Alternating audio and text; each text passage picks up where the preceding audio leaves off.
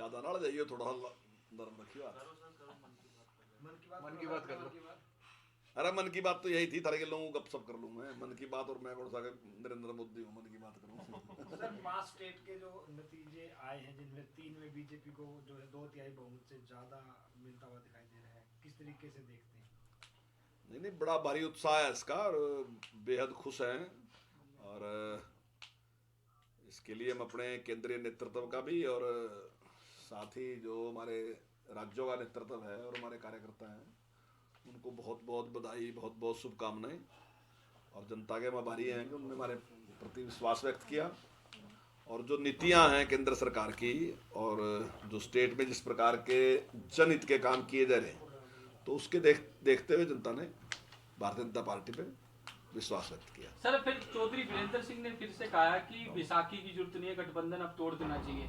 अब स्पष्ट हो चुका है कि बीजेपी अपने आप में सक्षम है।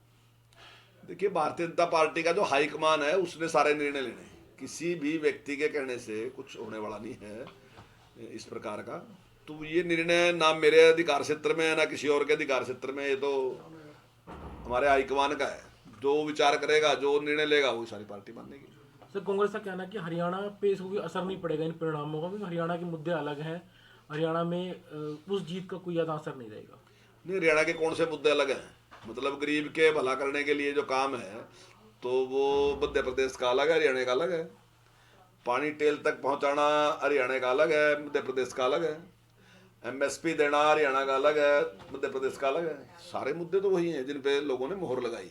हरियाणा तो उससे भी ज़्यादा आगे काम कर रहा। चाहे एमएसपी देने की बात थी, चाहे किसान को बोझा देने की बात थी, चाहे जो जिस प्रकार का विश्वास खत्म हो गया था जनता का कि नौकरी के बारे में, डेवलपमेंट के बारे में, कि ये चीज़ें उनको मिलेगी जिनके पास सिफारिश होगी। आज तो सिफारिश की कहीं बात ही नहीं है।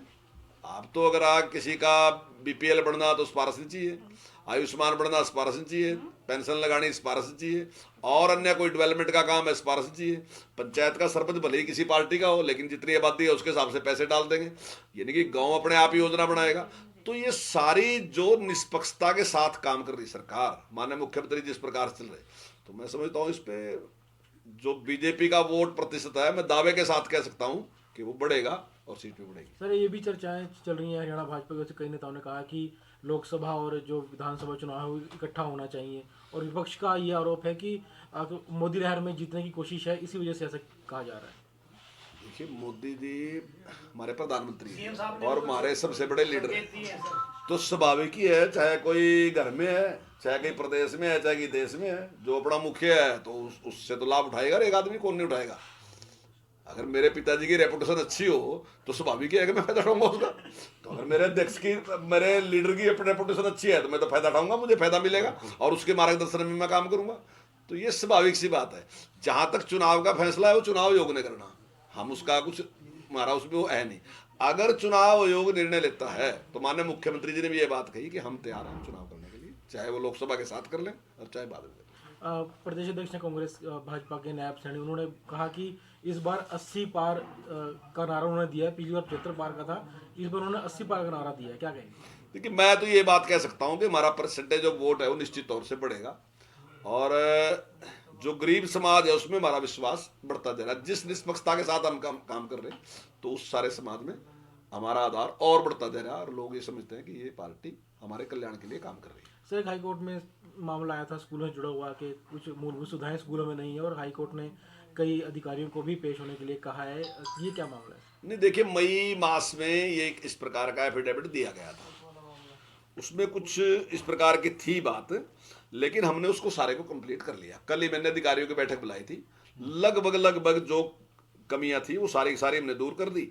जहां तक कमरे बनाने की बात है, तो कमरे तो इतने एक साथ नहीं हो सकते, और उसमें एफडी ने भी कहा कि इसमें 3 साल से 5 साल तक का एक टाइम होता है, और ये लगातार चलने वाला प्रोसेस है, एकदम आप इसको पूरा कर भी नहीं सकते। तो निश्चित तौर से जो कमरों वाला है उसको छोड़ के बाकी हमने सारा कंप्लीट, लगभग कंप्लीट कर लिया। 15 दिसंबर को हम एफिडेविट दे देंगे कोर्ट में कि हमने इसको पूरा कर लिया। इसके अलावा सर 15 दिसंबर से शीतकालीन सत्र शुरू होने जा रहा है, उसको लेकर आज कांग्रेस विधायक दल की भी मीटिंग है। सरकार की अपने स्तर पर तैयारी, क्योंकि बहुत से मुद्दे ऐसे हैं, कांग्रेस कह रही है इस बार सरकार को घेरा जाएगा कई मुद्दों पर। नहीं, ये उनकी ड्यूटी है, ये हमें घेरने की उनकी ड्यूटी है। कि वो पूरी तैयारी करके आएँ और सरकार पे सवाल उठाएं, और हमारी ड्यूटी है कि हम उनके हर सवाल का जवाब दें। तो निश्चित तौर से जिस प्रकार हर बार हम उनके सवाल का जवाब देते हैं, तो अब की बार भी उसी प्रकार से जवाब देंगे।